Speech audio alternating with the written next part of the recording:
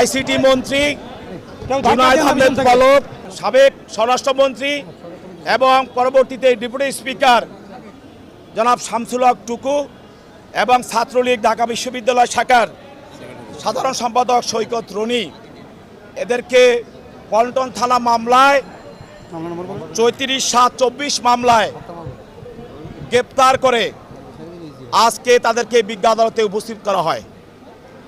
এই মামলায় তদন্তকারী কর্মকর্তা আসামিদেরকে হাজির করে তৎসঙ্গে একটি রিমান্ড পিটিশন দাখিল করে।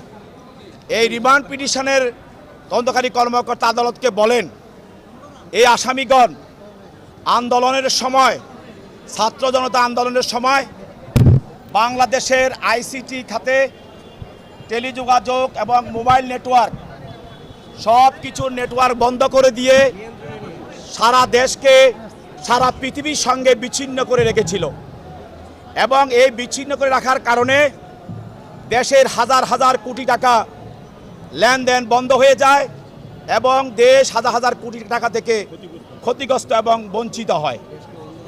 এবং এই আইসিটি মন্ত্রী তার নেতৃত্বে এই নেটওয়ার্ক বন্ধ করে সারা দেশে মানুষের কমিউনিকেশন বন্ধ করে দিয়ে ফেসবুক সহ সকল সামাজিক যোগাযোগ বন্ধ করে দিয়ে নির্বিচারে ছাত্র জনতাদের উপরে গুলি করে হত্যা করা হয়। সেই হত্যার সঙ্গে এই আসামিগণ সরাসরি এবং প্রত্যক্ষ এবং পরোক্ষভাবে তারা জড়িত।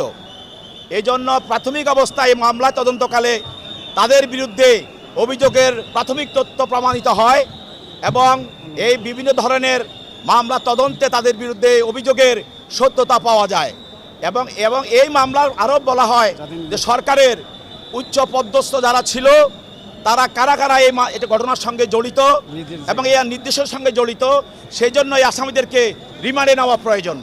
সেই জন্য তারা এই রিমান্ডে দরখাস্তে তাদেরকে রিমান্ড নিয়ে জিজ্ঞাসাবাদ করার জন্য 10 দিনের রিমান্ড প্রার্থনা করেন। বিজ্ঞ আদালত রিমান্ডে দরখাস্ত দেখে শুনে এই দরখাস্তের গুণাগুণের উপরে ভিত্তি করে সন্তুষ্ট হয়ে তার 10 দিন রিমান্ড মঞ্জুর করেন। আসামি পক্ষে আইনজীবী ছিলেন, তিনিও তাদের জামিনের প্রার্থনা করেন এবং এই রিমান্ড দরখাস্তের বিরোধিতা করেন। আদালত উভয় পক্ষের শুনানির পর আসামিদেরকে 10 দিনের রিমান্ড মঞ্জুর করেন।